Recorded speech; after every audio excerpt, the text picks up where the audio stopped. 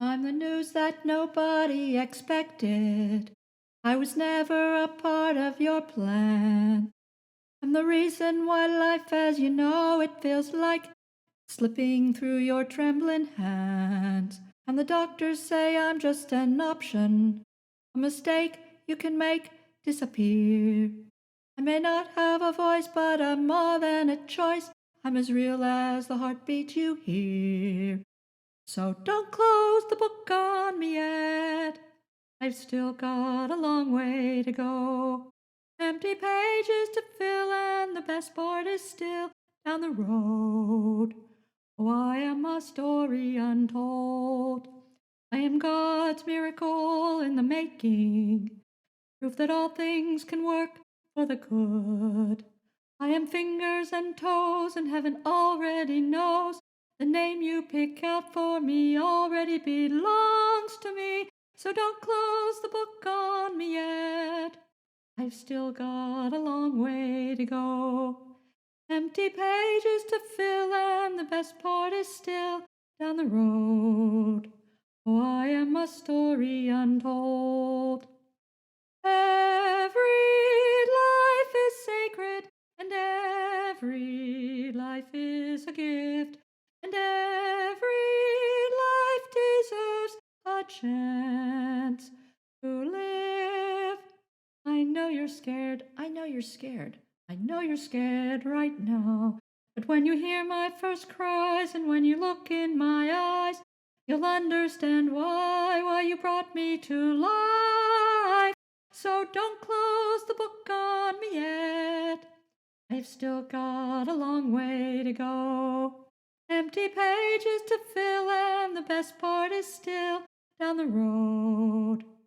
Oh, I am a story untold.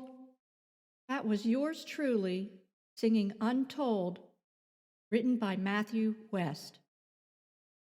Good morning and welcome to the Jewish Pro-Life live stream.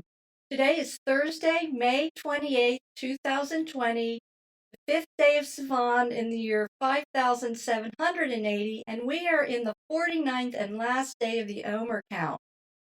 I'm Cecily Routman, founder and president of the Jewish Pro-Life Foundation. We'll be here for about 20 minutes of live chat, news, education, enlightenment, and spiritual renewal. So if you're on Facebook, YouTube, or Twitter this morning, please chat with us. At the Jewish Pro-Life Foundation, we're saving Jewish lives and healing Jewish hearts by providing the Jewish community with much-needed pro-life education, pregnancy care and adoption referrals, and healing after abortion.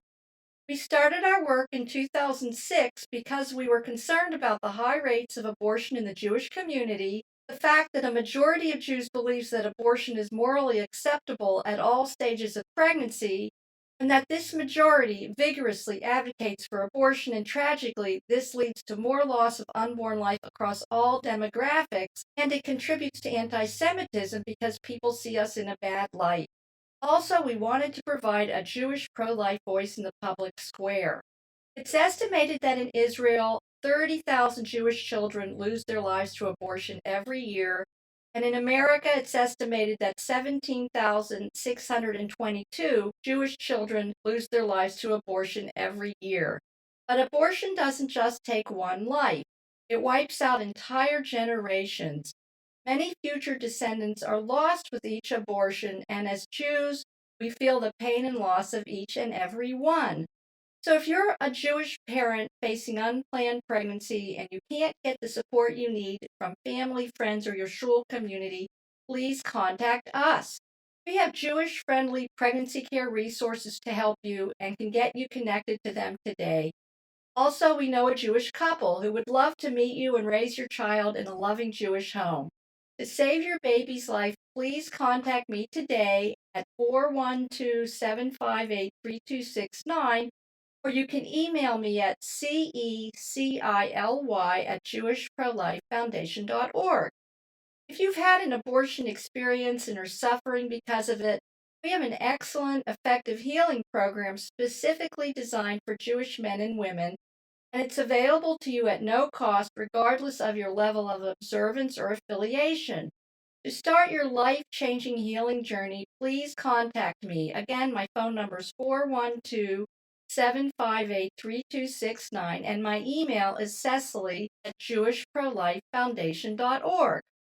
Good morning, Joe, and shalom to you too. Jewish Pro-Life Foundation is a 501c3 educational organization. Since 2006, we've been saving Jewish lives by promoting life-saving solutions to unplanned pregnancy in the Jewish community. We provide education about the development, viability, and sanctity of unborn life, as well as traditional Jewish law regarding abortion. We inspire Jews to welcome preborn Jewish children into the inclusive movement of modern Jewish life and religion.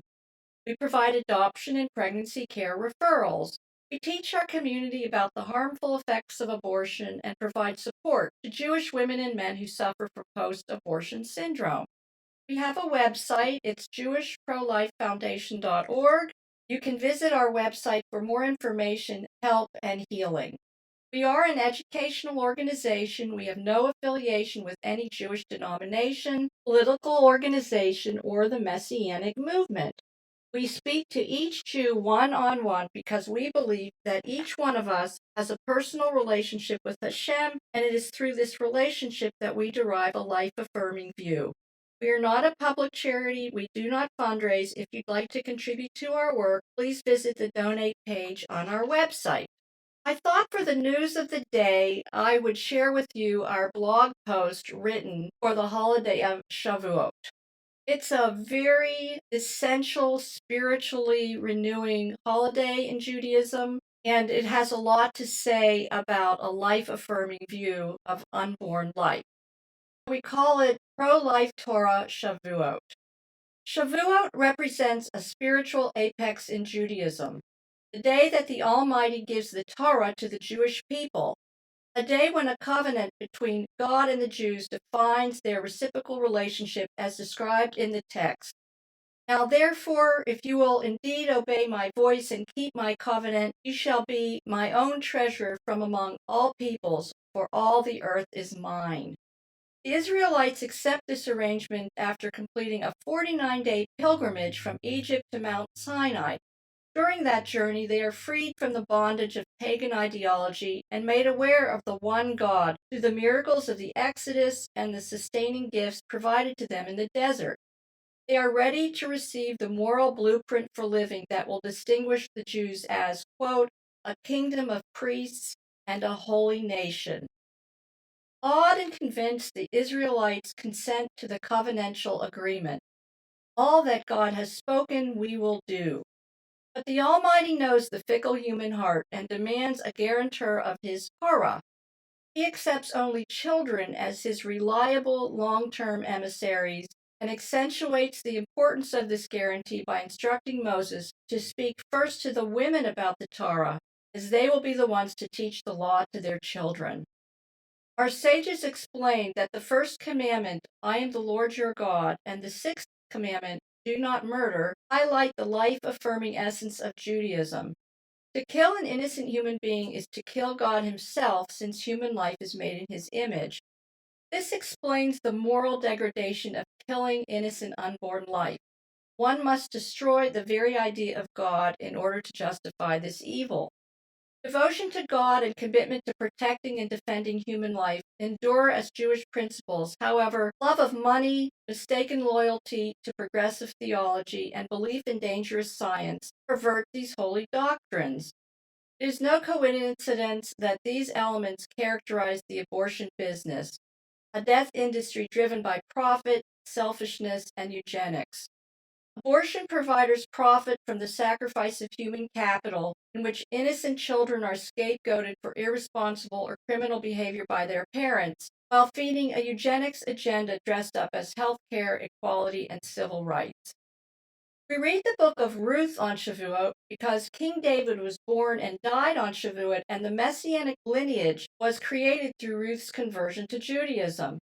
The book of Ruth relates a story of loving kindness and redemption in which Boaz comes to the aid of a widowed woman with no means of support. He marries Ruth, buys back her family's land, and produces a child whose descendant will ultimately redeem the world. Yizkor services are set on the second day of Shavuot to merit the dead and honor the memory of our loved ones. We pray Yizkor for children who died from abortion, knowing that Hashem loves each of these innocent human beings who deserve the dignity stolen from them by destroying their lives and their futures. We support pregnancy care and adoption services as a way to express the loving kindness and charity required of every Jew in the spirit of a life-affirming love of God.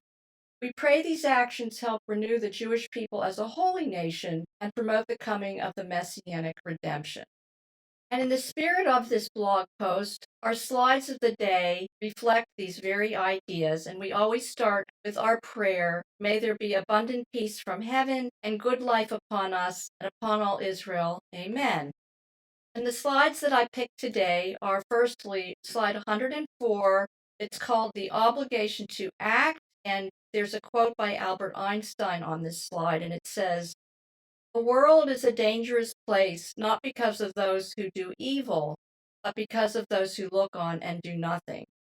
And then we quote from Leviticus, "Do not stand idly by while your neighbor's blood is shed." And then our next slide, again in the obligation to act, is from Elie Wiesel, who was a Holocaust survivor, and he said, "We must always take sides. Neutrality helps the oppressor, never the victim. Silence encourages the tormentor, never the tormented." And then lastly, slide 106, which is a beautiful quote from Lord Rabbi Jonathan Sacks, "Our unique duty. To be a Jew is to be willing to challenge the prevailing consensus. Power allows us to rule over others without their consent. As the Greek historian Thucydides put it, the strong do what they wish and the weak suffer what they must." Judaism is a sustained critique of power. That is the conclusion I have reached after a lifetime of studying our sacred texts. It is about how a nation can be formed on the basis of shared commitment and collective responsibility. It is about how to construct a society that honors the human person as the image and likeness of God. It is about a vision, never fully realized but never abandoned, of a world based on justice and compassion, in which, quote, "They will neither harm nor destroy on all my holy mountain, for the earth will be filled with the knowledge of the Lord as the waters cover the sea." And that's a quote from Isaiah 11:9. This is a righteous way of going to our last Omer count in our series of Omer counts, which is day 49. And Rabbi Nachman shares with us today, "You rule." Well, Hashem rules, but it is his will that his sons and daughters occupy themselves with the kingdoms allotted to them. And you counted the Omer and pondered a few of its mystical truths, and then you applied them to your life. These kingdoms are the lives and associations of each and every Jew. And Rabbi Nachman then goes on to quote Psalm 82, a psalm of Asaph. "God stands in the divine assembly among the divine beings. He pronounces judgment. How long will you judge perversely, showing favor to the wicked? Judge the wretched and the orphan, vindicate the lowly and the poor. Rescue the wretched and the needy, save them from the hand of the wicked. They neither know nor understand, they go about in darkness. All the foundations of the earth totter. I had taken you for divine beings, sons of the Most High, all of you. But you shall die as men do, fall like any prince. Arise, O God, judge the earth, for all the nations are your possession." And our practice today is rule your kingdom wisely. As we go into the holiday of Shavuot, what I really would like to emphasize to our audience and to everyone that follows our work at the Jewish Pro-Life Foundation, let us keep in mind the holy nation of Israel as we were created, to share this light with all the world of a one God who loves and cares for each human being made in his image, to speak the truth of his glory and grace to the world, and support and defend and protect every innocent human life, so that his Torah will be sustained through and until the Messianic age. Thank you very much for being with us today. As we go forth today, let's remember that Judaism is the original pro-life religion. and let's choose life today. I'm the news that nobody expected. I was never a part of your plan. I'm the reason why life as you know it feels like it's slipping through your trembling hands. And the doctors say I'm just an option, a mistake you can make disappear. I may not have a voice, but I'm more than a choice. I'm as real as the heartbeat you hear. So don't close the book on me yet. I've still got a long way to go. Empty pages to fill, and the best part is still down the road. Oh, I am a story untold. I am God's miracle in the making, proof that all things can work for the good. I am fingers and toes, and heaven already knows the name you pick out for me already belongs to me. So don't close the book on me yet. I've still got a long way to go. Empty pages to fill, and the best part is still down the road. Oh, I am a story untold. Every life is sacred, and every life is a gift, and every life deserves a chance to live. I know you're scared, I know you're scared, I know you're scared right now. But when you hear my first cries, and when you look in my eyes, you'll understand why you brought me to life. So don't close the book on me yet. I've still got a long way to go. Empty pages to fill, and the best part is still down the road. Oh, I am a story untold. May there be abundant peace from heaven and good life upon us and upon all Israel. Amen.